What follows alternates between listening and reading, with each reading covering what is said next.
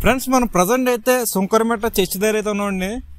నా పక్కన కనిపిస్తుంది కదా, ఇదే సుంకరమెట్ట చర్చ్ అనమాట. కృష్ణగాడి వీరప్రేమ గారు అయితే ఇక్కడే తీశారు. ఇదే ఆర్యన్ రాజేష్ గారి నిరీక్షణ సినిమాలోని సీన్ ఇక్కడే షూట్ చేశారు.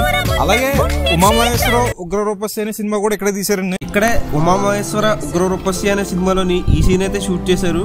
ఇక్కడ ఇదే చర్చ్ లో అయితే ఆ సీన్ అంతా తీశారనమాట.